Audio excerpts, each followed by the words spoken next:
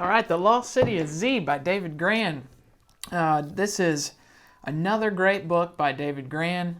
He is the author of Killers of the Flower Moon, which has recently been picked up and made into a movie by Martin Scorsese featuring all of the big ones, Leonardo DiCaprio, Robert De Niro. So he's had success with that book. David Grann also wrote The Wager, which is one of the best-selling books of this year. And it's about a shipwreck, and it's also going to be made into a movie next year in 2024. They're going to start the process of making that film.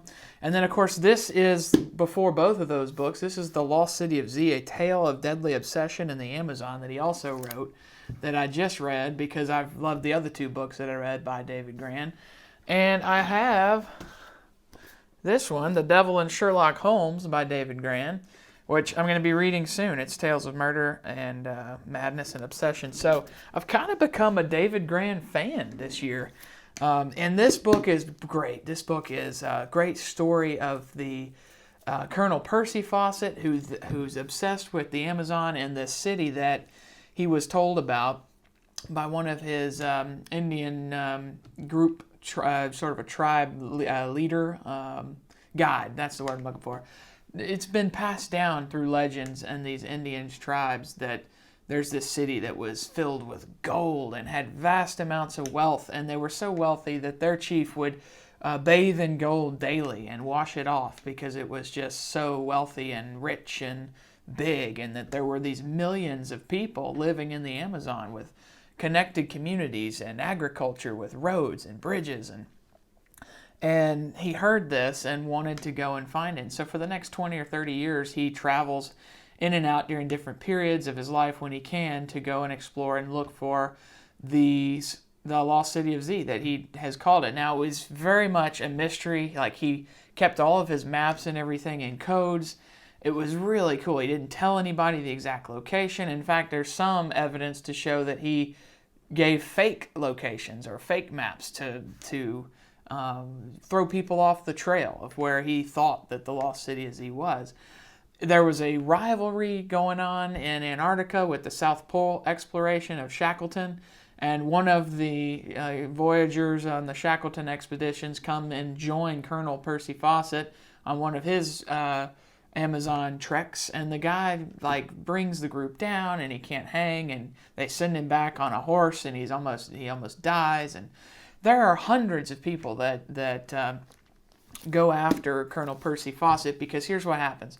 He's going in and out of this jungle with different groups of people that he hires for many years, and it grows a following in the newspapers. So they read about, millions of people all around the world every week get newspaper updates on his travels in the Amazon, because he'd send an Indian runner through the forest and report the news to an outlet, and it would be published in the papers. And so he had this huge following of people that were just gripped by these stories, and so it became very people wanted to compete with him and wanted to find things in the Amazon faster than he did, and there was all this money that comes in, and he believed in traveling with small groups of people. So all that to say, he's been doing this for 20, 30 years. One of the last trips, when his son comes of age, his son and his son's best friend join him on one of these expeditions. This is after he served in World War I on the artillery line. This is after he has explored the Amazon over a 20-year period. He's mapped half of South America for the Brazilian government, or the British government on behalf of the Brazilians. So he's done just incredible stuff by this time. And now he's going to take his son and his son's best friend through this expedition to find the Lost City of Z. Well, they go missing. And nobody knows or hears, and the updates stop coming. And so David Grann, the author, in 2007, starts to research all of this. He contacts his living family. He goes through all of his notes and maps and everything and tries to find the locations that they would have been hunting, and he revisits this location and hopes to find out what happened to Colonel Percy Fawcett and his son's best friend. And that's the story we get here. So a lot of that to say, it's fun, because every chapter swaps between David Grann's journey, and then it alternates, and it goes back to Percy Fawcett's journals and their journey along the way, and then eventually the timelines converge toward the end when Fawcett goes missing, and then it's just David's story, and what he concludes in the end is very interesting. I won't spoil it, but there are a couple things that could have happened, and he does make a conclusion so that it sort of gives you, closure, which I struggled with a little bit. This wasn't my total favorite of his. I just feel like he's gotten better at storytelling since this book. But it could also be the subject matter, because he's going strictly off of journals from, Colonel Percy Fawcett and his family and what's been passed down. And so maybe the story just wasn't as gripping as the shipwreck story with all the mutiny and all the... But I do think he's gotten better in his writing. Maybe I'm just making that up, but I kind of felt that way. This is not my favorite. But in terms of readability, it was great. Kept your interest. It flowed well. It was just enough detail without getting bogged down in the details. Rereadability. Would I read this book again? I don't think I would read this book again, just because of the conclusion. Just because there's not a definite conclusion, although he does make one. It's sort of circumstantial, and I hate kind of things like that where it's not positive, where you don't know exactly what happened. So I probably wouldn't reread it just because of that. So I wouldn't keep it on my shelf, but I would read this one time, especially if you're a fan of David Grann. Oh, and there's a great movie. I mean, I will say I watched it.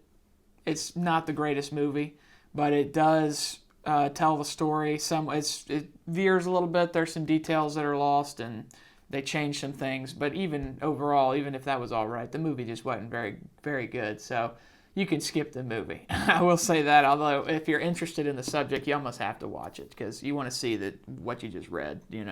So there is a movie, and it came out in 2017 with Robert Pattinson and I forget the other guy, but anyway, yeah, the movie's out there. And then David Grann also talks in 60 Minutes a little bit about his travels through the Amazon in this most recent episode from like 2023. They do one on The Wager with him, but in that segment on 60 Minutes, if you can find it, they show a little bit of video from him in the Amazon, and he talks about how he wrote this book a little bit, which is interesting. So anyway, Lost City of Z, it was really good. The story of the Amazon fascinates me, how a city with millions of people can be killed from disease by the Spanish conquistadors in 1600, and then 200 years later we go back and they're all gone. They're all dead. I mean, millions have died in 200 years. I mean, you wipe them all out. Now they're back to these nomadic hunter-gatherer tribes, and it's like such a shame. And of course, you get all the deforestation that's happening now and changing some of the biomes and the Amazon. So you get a little bit of that, but the Amazon will just devour, what is in there in a period of 10 years, which makes it so hard to find relics and know what was there because the jungle just eats everything. So by the time David Grann finds what he finds, it's all covered and it's all just inaccessible, and it's only 50 years ago that it was thriving. And so, and another part that was interesting in here too were the rubber companies. There were rubber trees that they would go in and harvest, and these rubber companies were brutal towards the Indians. They came in there and they enslaved them, they beat them, they raped them and killed them, and they were making like billions on rubber. And it was they'd have these big old lavish parties and chandeliers, and they'd have these little makeshift cities that they made that it was in the middle of the jungle, but it looked like a western city. It was really crazy. I mean, I didn't know some of that happened too. Big corporate was in Amazon there for a while with the rubber trees. So anyway, I'm trying to think of anything else that was kind of striking to me. That was it. It was some interesting things about the Amazon. I've been going through a lot about the Amazon from a couple different angles, trying to figure out, what's happening down there with the deforestation, and then what is biggest kind of anaconda anybody's ever seen. Like, that's been pretty interesting to me. Some of the animals and the life down there in the Amazon is really interesting to me. So you get a little bit of that.